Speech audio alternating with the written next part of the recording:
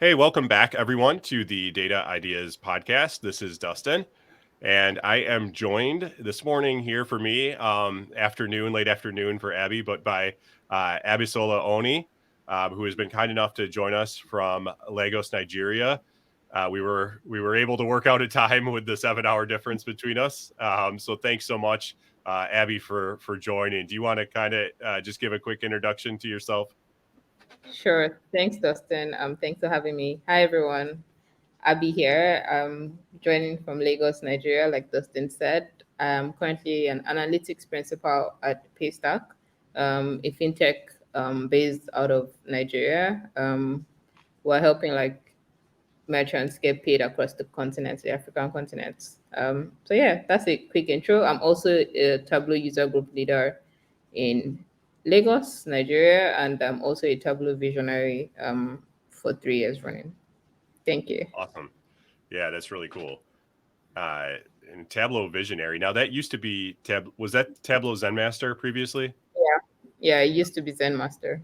Okay, I cool. still get it mixed up sometimes. I forget, but I'm glad I remembered the first time now. Yeah, cool.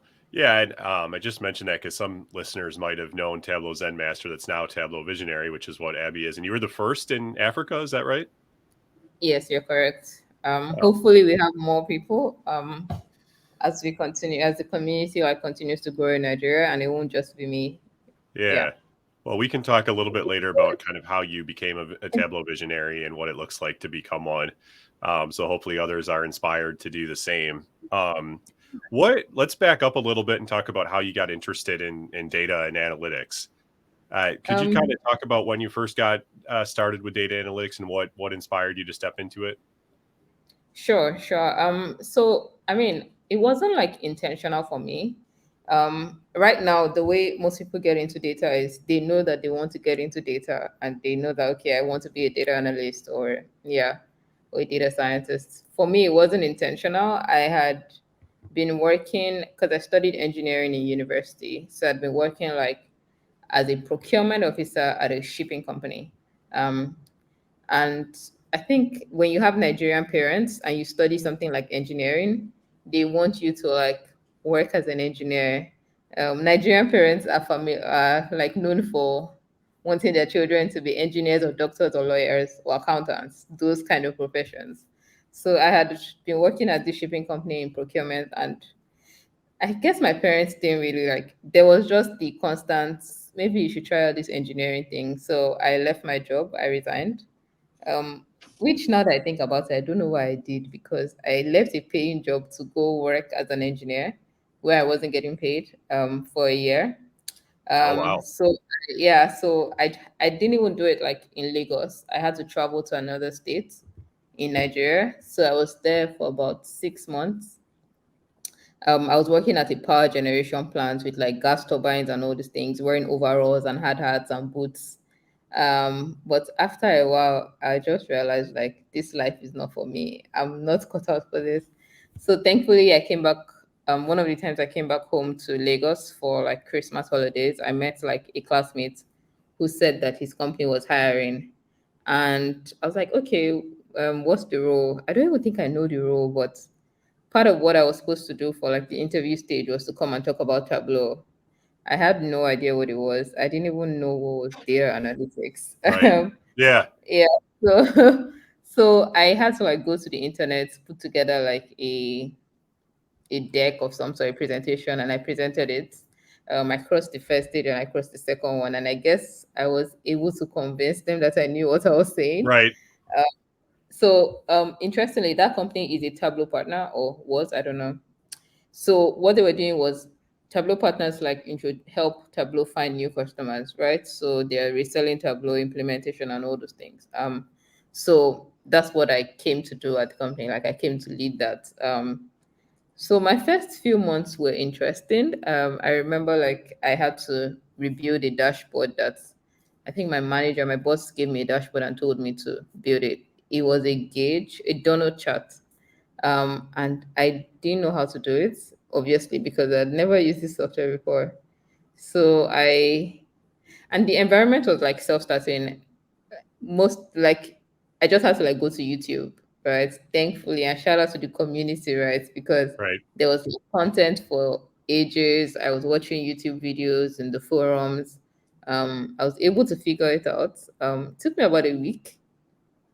Um, and I think during the week, my manager asked me, he was like, "Oh, how far in Nigerian slang is like, how are you doing with this work?" So it's like, how far? And I'm like, it's still a bit difficult. So he asked me to go and read something on the wall in our office. It says, difficult takes a day, impossible takes a week. So that means that no matter if it was difficult or impossible, by the end of the week, I would have figured it out. Thankfully, I did figure it out. Um, but I think my interest for like data actually like continued from there because I didn't also just stop at selling Tableau. Of course, I needed to know how to demo it to prospects, but I was also now interested in like using it, right? So I actually like picked up the interest by myself, even outside of like sales.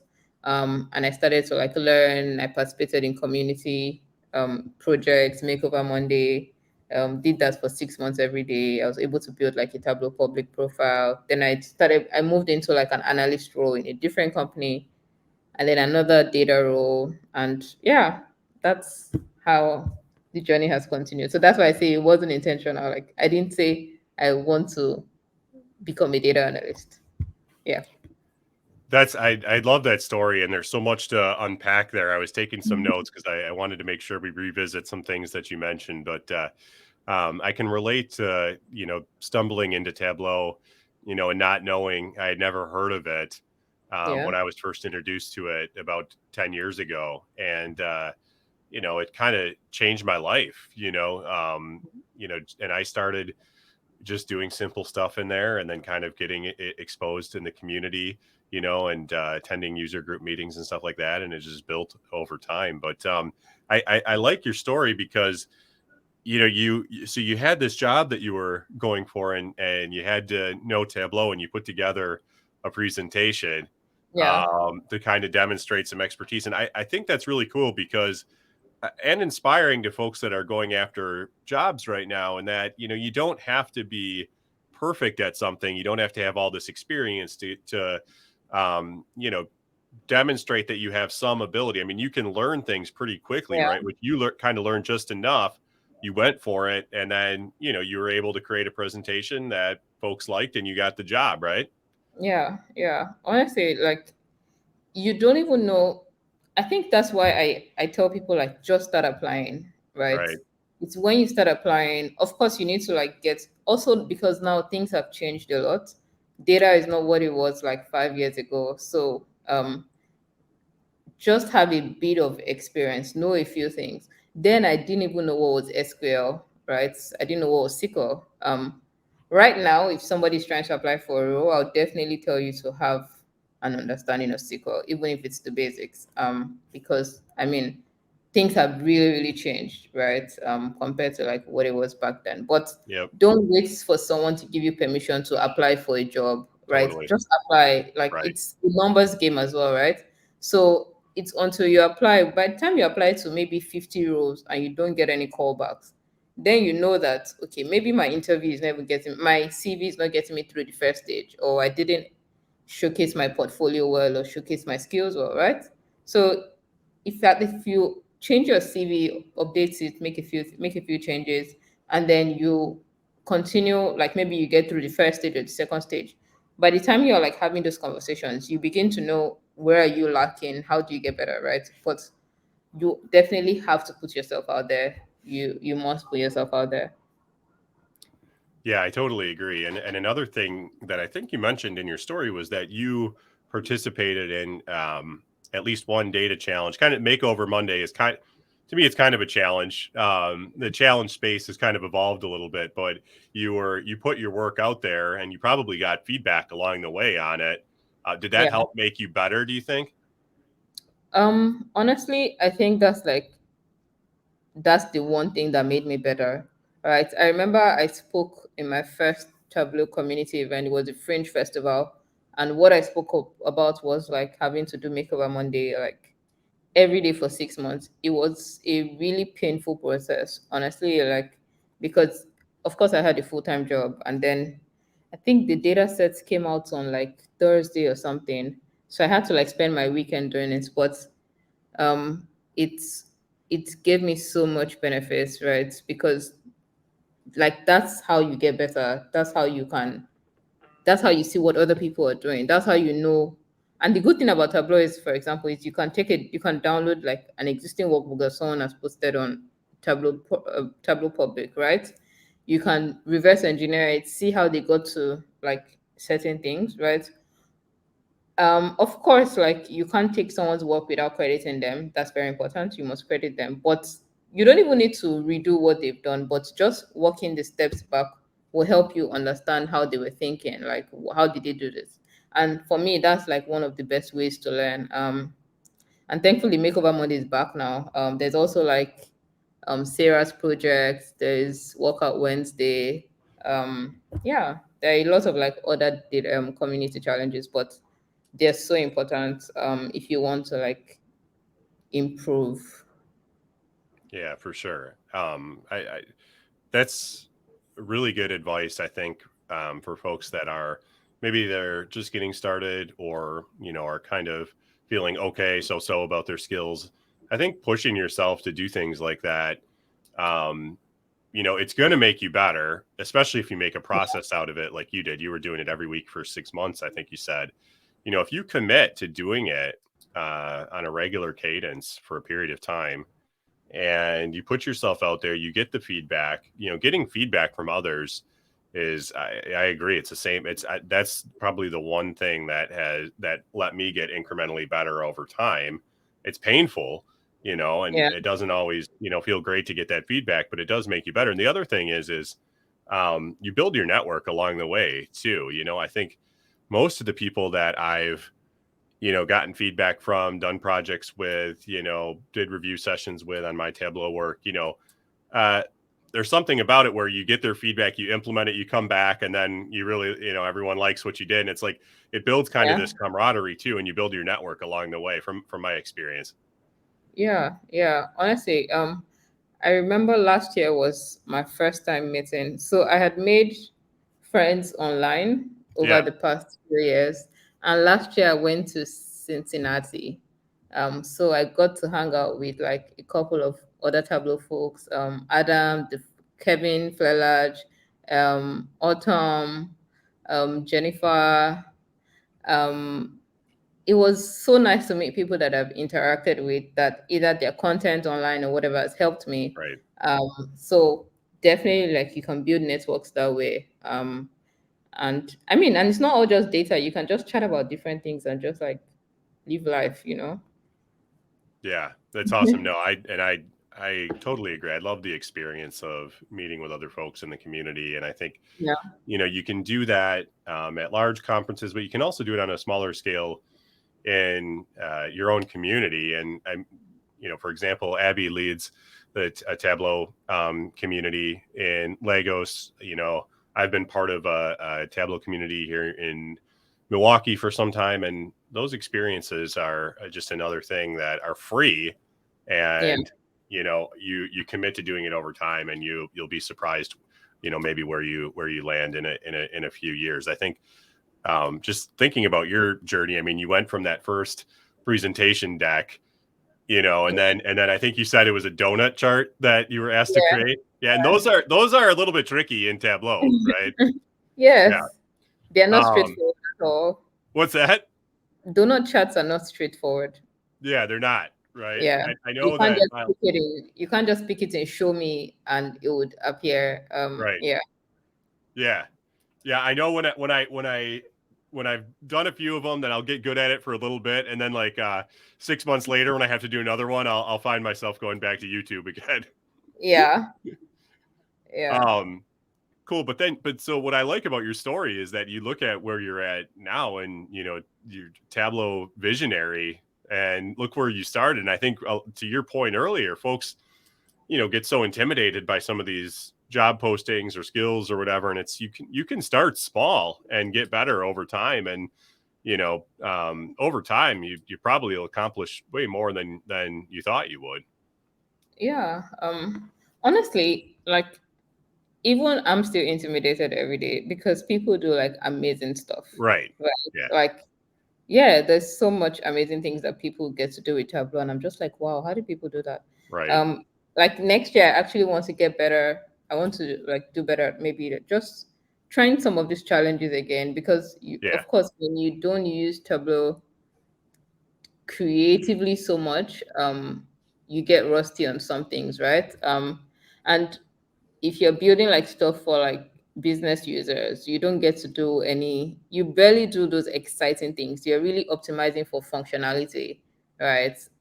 You're not like overtly optimizing for crazy things or radial charts or all those kind of things, right? Right. But so like of course you're going to be intimidated because people are going to do amazing things, but it should definitely not stop you. It should inspire you to, okay, let me see if I can try this out, or let me see how learning this can make me better. But not just intimidated and not do anything. Yeah. Totally. Um, if you don't mind, I'd like to switch a little bit over to talking about the analytics community in Lagos. Yeah. What does the analytics community look like over there, and kind of what industries, are active in it? Can you give us kind of a feel for, everything analytics, what's going on in Lagos? Cool. So last month, I think, or 2 months ago, there was a data conference, and that data conference had over 2,000 people attending in person, right? Awesome. And these are young people that are starting out their careers, middle of their careers. But that just goes to show how much demand there is for Right. people that want to build their data skills.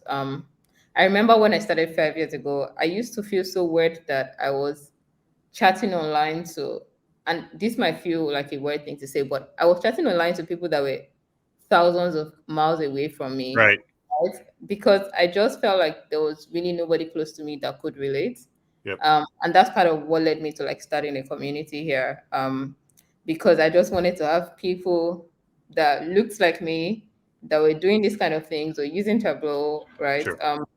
Yeah, so the impact, the growth, especially in the last 2 years, and I'll say that's part of what remote work has brought is like there's more demand for like talent, right? So you're not even limited to only working in Nigeria. You can work across the world so far you have an internet and you have the skills.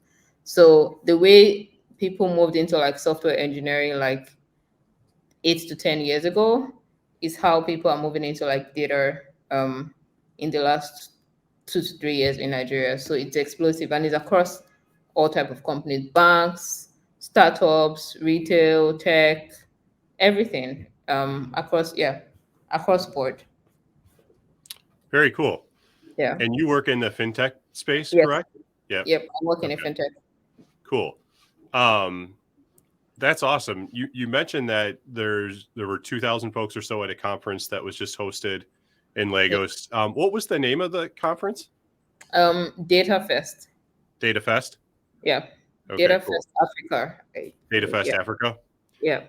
Yeah, I'd love to look at that myself and also include perhaps a link to it in the show notes, so folks can Sure. take a look at that. Yeah, Sure. very And cool. also like other communities, I can share the links as well with you.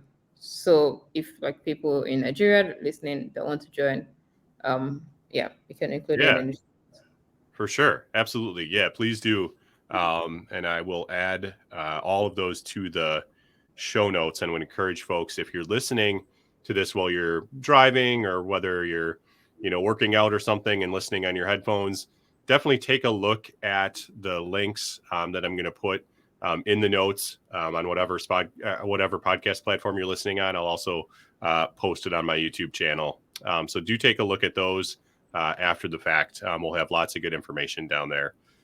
Um, Want to talk a little bit about your path to becoming a Tableau visionary. So we heard about kind of the first part of your story there and how you got into data and analytics. I guess let's back up for a second and just kind of take a look at what is a Tableau visionary and what does that mean? I think they're checking for three things in terms of helping others, right? Community and mastery. And why I believe I fit into these three roles or three categories is that as I started, right, I always looked for opportunity to help other people. So like maintaining a community, Telegram group where people like post stuff, ask questions. Before the pandemic, we actually used to do in-person meetups, right? And then we transitioned to online meetups during the pandemic. And now we had one meetup Q4 of this year. Yep. So, and thinking to continue to sustain that at least every quarter from next year. So, definitely building community, helping people, mastery. Those are like the three things. And yeah, just supporting people. So like I said, I felt so early being like talking to so many people that were not like me. So I think, and I had like friends in community. So I guess it was pretty much like, okay, this person is doing these things and helping other people. So um let's like nominate them or something.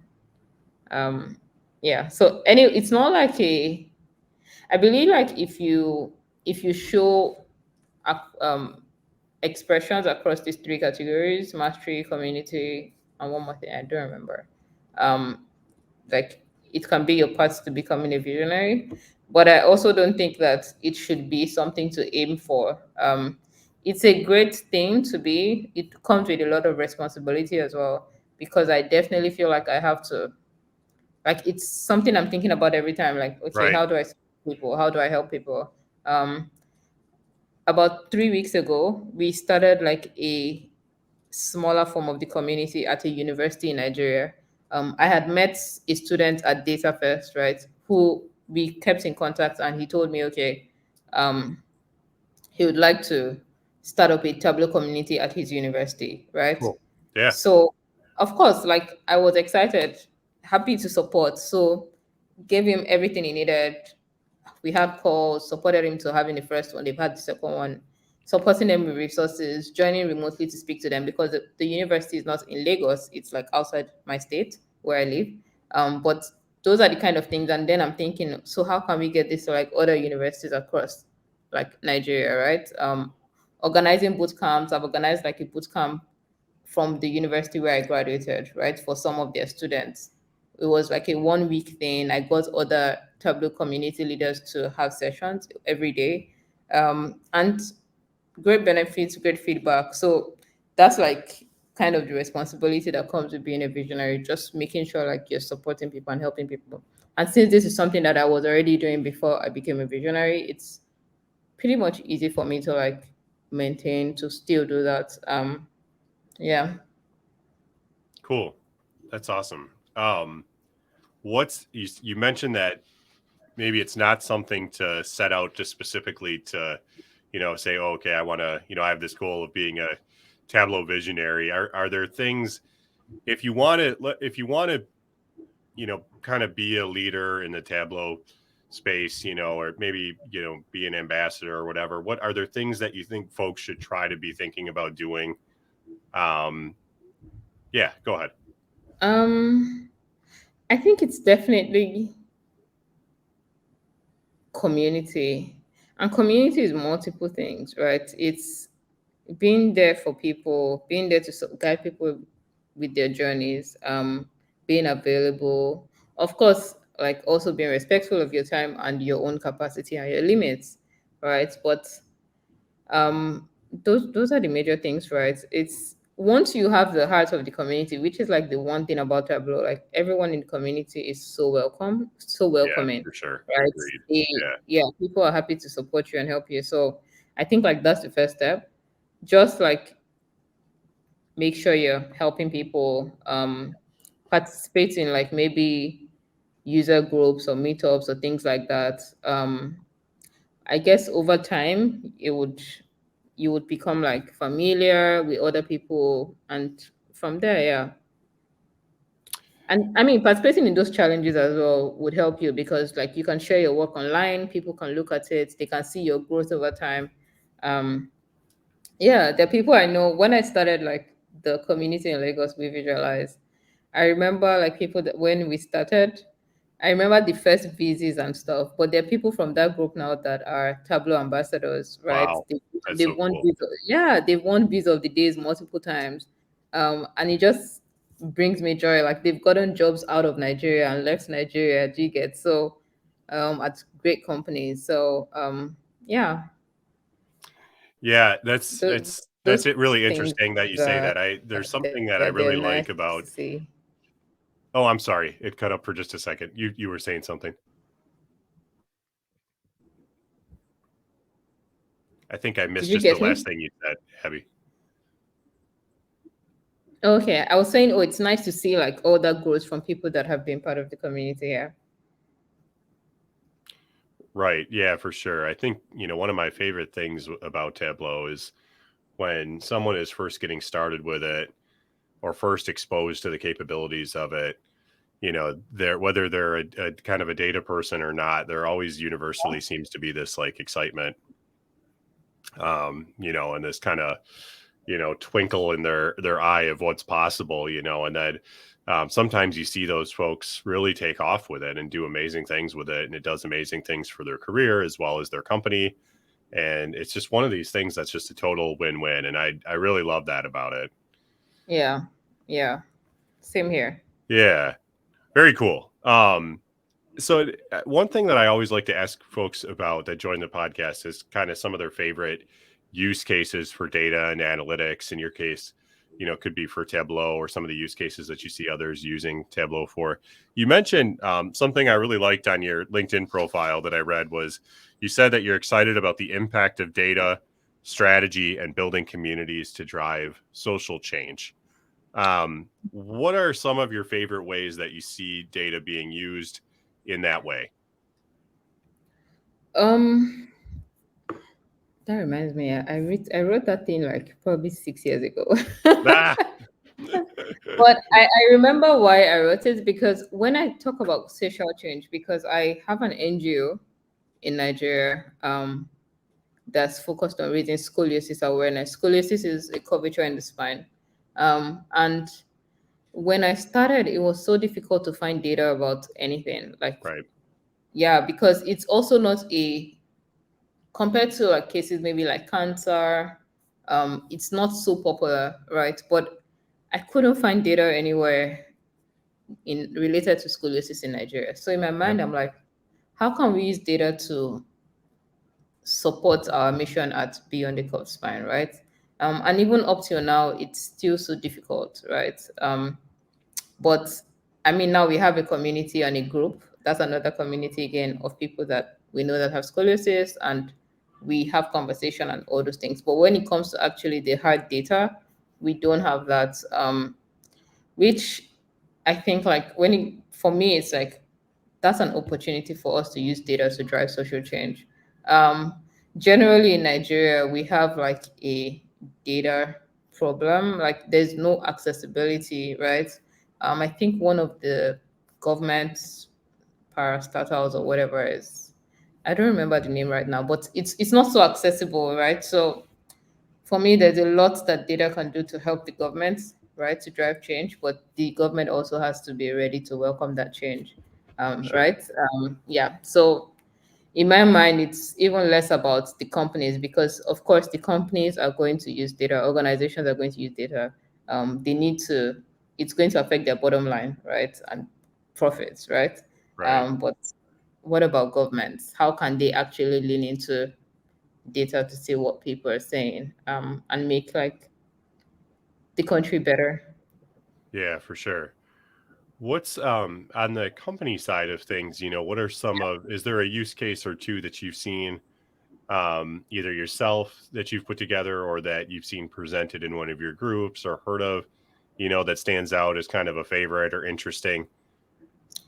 Of course, because I work in fintech, when you work in financial services, like things like fraud is like important, right? Yeah. So that's like really key. But you then when you work in like maybe like commerce, right? For example, we just finished Black Friday. And on Black Friday, like an analyst in our team built like we had a dashboard, right?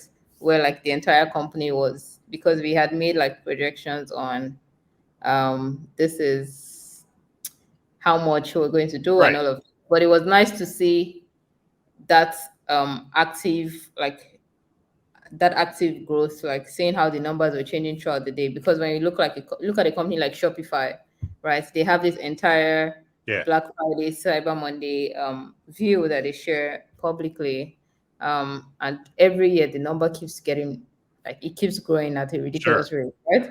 Sure. So yeah, so different things, fraud, commerce, those are interesting like touch points that data can be used for. Yeah, for sure. Yeah. And you mentioned Shopify shares something publicly. What could you touch on that a little bit? Because I'm not familiar with that.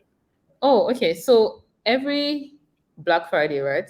Shopify has a site where they share transactions by the minute across the world. Okay. Yeah, it's an amazing view.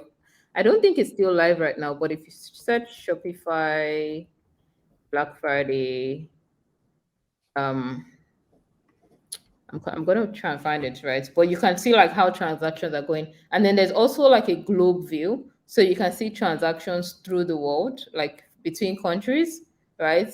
Um, so yeah, it's always very interesting to see That's awesome. I'm every year. surprised. Yeah, that's something that I think may need some more exposure on LinkedIn and social media. I haven't seen that. Maybe I just missed it, but that seems like a really cool view. Oh wow, it's something that I actually look forward to like almost every year because That's they've awesome. been sharing that live view at least for the past 4 years that I'm aware of. So they're sharing their number of orders by the minute. It's updating live, number of orders, number of customers, the value of the orders, and there's like this globe view that shows how like between customers and how transactions are going. So it's a really really lovely view. That's Yeah, awesome. That's really cool. And what I like about that is, it serves so many different purposes. I mean, that data is probably, and they probably have access to much more than what they're showing, but of course. they're using data, to probably benefit, move the needle themselves internally, but also they're sharing something publicly, public facing that actually creates some hype for their business and Yep. isn't, interesting and insightful to their customers.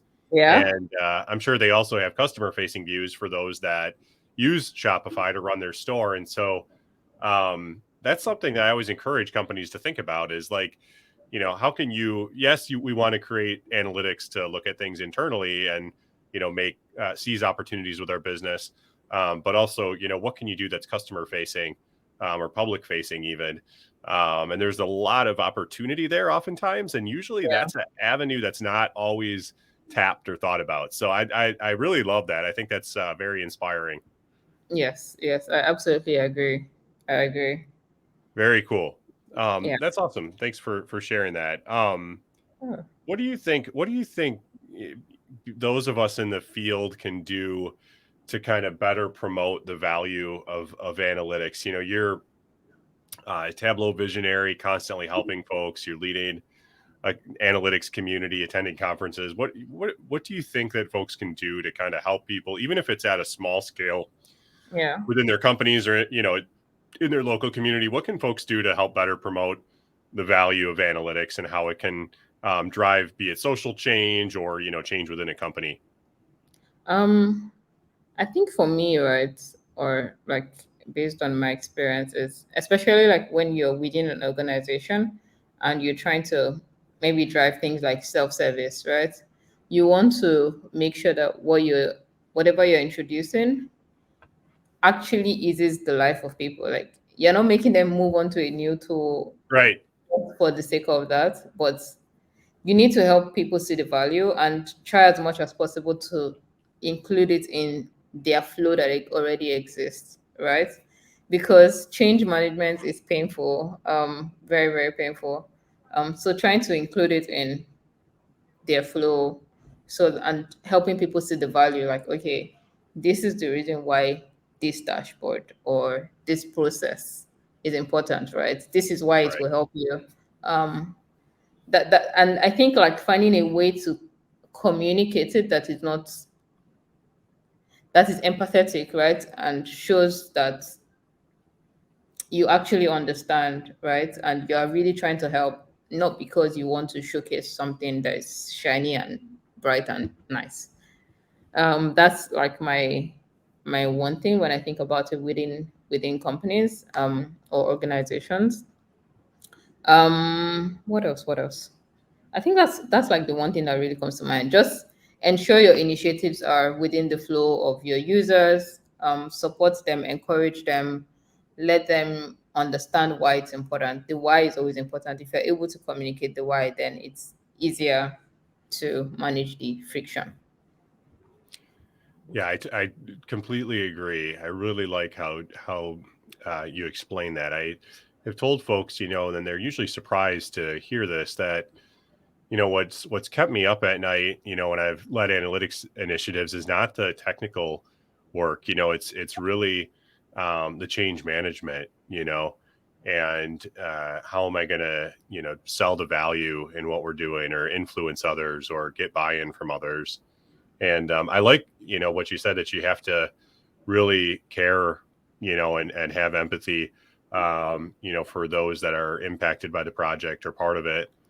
To me, that's like one of the most, if not the most critical thing, and it's not a tech thing. And so I think for those listening, if you're driving new initiatives with analytics at your company, definitely take to heart what Abby just said. I mean, Abby's a Tableau visionary, like incredibly great user of one of the top technical tools, but when asked about the top thing about selling the value in analytics, her answer wasn't around anything technical, and I would totally agree. It's about change management, and being empathetic and caring about what your initiative is. Absolutely. Yeah. Very cool. What advice, there's so many folks, and kind of in closing, we'll talk about there's this swell of data analyst positions that are out there, initiatives that are being started. I'm sure for 2023, companies are planning, loads of new data initiatives.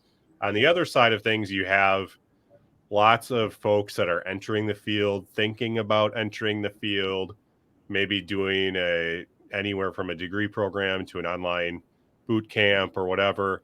Yeah. What would your advice be, based, you have this wonderful experience and journey that you took to where you're at now. What would your advice be right now to folks entering the field?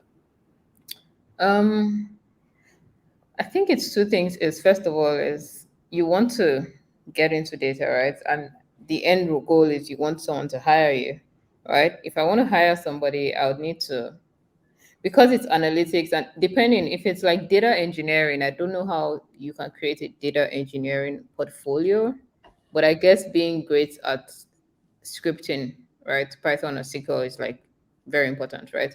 But if you're starting into data, you might not want to go into data engineering. If you're like completely new, you probably want to start from analyst, right?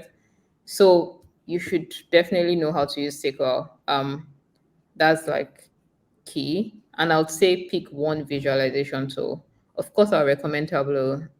Tableau has benefits. You can create a portfolio without needing to set up your own website, right? Or needing to, yeah, you can have your portfolio right there. And then you can create a blog where you write things, right? You write maybe how you think about your processes, right? So those two things, learning SQL, and you can, there are free courses online or like Data Camp or YouTube. On the Tableau site, there's the webinar to learn how to use Tableau. Um, and the Cribble has like a weekly watch movies for Makeover Monday, right? There's Workout Wednesday, um, right? So there are like these opportunities that I would say you should definitely do, right? So learn SQL, learn one visualization tool, pick one challenge, right? Makeover Monday, Workout Wednesday, Iron Quest. Pick one of those, right? Try not to be overwhelmed, right? Start building. your first views or your first query or whatever will be ugly. It will not be nice, and that's fine. There's nobody. If you go to like all your faves and you go scroll down to the bottom of their portfolio, right? The first versions were, I'm sure it's not their proudest thing or proudest creation rather. So and then I think like after you've done that for 6 months. I'm not going to say you're going to be the best analyst in the world in 6 months, right? And I'm not saying you're going to be the worst, but put your toes in the water. Like try to apply for a few roles. Don't wait for permission before you apply. Don't wait. Don't think that you need to have a mentor that is going to tell you, okay, you should apply, right? Like you don't have to wait for that, right? Apply and see, does your CV or your portfolio and the way you've put it even get you through the interview, the CV screening phase at all, right? If it doesn't, then okay, maybe you want to ask somebody, oh, hi, could you please take a look at my resume, or what do you think, right? Make certain tweaks, um, apply some more, see if there's any changes. But you just have to keep tweaking. It's like an experiment, right? But you need to also like sharpen those skills, do projects. And when people say projects, that's why I easily recommend these challenges that I've mentioned, because you don't need to go too far to find any data set. The data is there, right? So those three things: SQL, Tableau, participate in a challenge, create your Tableau public portfolio, write about what you're learning, share it, tag the data farm, ask people for feedback. If you do Makeover Monday, they pick like random visits that they review. Yours might be part of it if you follow the right instructions. Um, so yeah, that's and I say and I think you should also give yourself grace. Don't expect that in 3 months, like don't knock yourself down if you haven't gotten a new job in 6 months or 3 months. These things take time. Yeah. Awesome advice. I think if you do all those things and you commit to it, I think that you'll be very surprised with where you're at in 6 months' Yep. time. I think that's great advice. And I also would encourage, if there's managers listening or kind of non-technical folks listening, where you're listening because your company is under pressure to use data or to, train individuals within your company to be analysts, and you're managing folks that may become data analysts either on your team or somewhere else in the company. Think about carving out some time to let them do the things that Abby just mentioned. I totally agree with the roadmap that you kind of just laid out there. And so I would encourage, business leaders listening to think about, how can you allow folks the time and permission, you know, a percentage of their time to do these things. I think that if you make a proactive and conscious effort to do that, you're going to be surprised at where your organizational competency from a data perspective lands, to Abby's point, in 6 months or so. So just want to encourage some of the business leaders that listen as well, to think about it maybe from that angle too. Yeah, and you would notice I didn't say things like learn R or learn Python, because if you're completely new, the first thing you want to do is like get your foot in the door, right? And at least SQL and one visualization tool, I believe, will help you, right? But then if you now want to move, like grow, maybe switch to like a different path in data, because also like not everybody's going to be a data engineer, right? You Right. don't have to be a data engineer. That does not mean you're not a successful data professional, right? Right. So you can choose, there's data governance. You can choose like whichever part of the data spectrum like you want to like flourish in, and create like your own path for yourself. Totally agree. Abby, thank you so much for taking time to share all this amazing knowledge with everyone. I really enjoyed the conversation. I'm sure others will take a lot from it as well. I took notes myself here too. I learned from you. Um, So how much. can folks follow the work that you're doing? Is it LinkedIn or somewhere else, or how should folks learn Um, more about what you're doing? I think you can follow me on Twitter at Abby Viz, ABBY Okay. VIZ. Um, I mean, I talk about Formula One day a lot as well, but I also talk about Twitter. I also talk about data rather. But yeah, you might find me talking about Formula One or playing tennis. Yeah. Cool. Well, we'll put those links in the show notes for sure. So if you're listening and you're not at a computer, take a look at all the notes. We're going to have the links to the conference that Abby talked about and some of the Yeah. other community and resources that are going on in Lagos, and then also where you can follow Abby like on Twitter. So very cool. Thanks again for joining. This has been super fun. Thank you so much, Dustin. Thanks for making out the time and waking up early. Oh yeah, for sure. No problem. Thank you. Bye now. All right.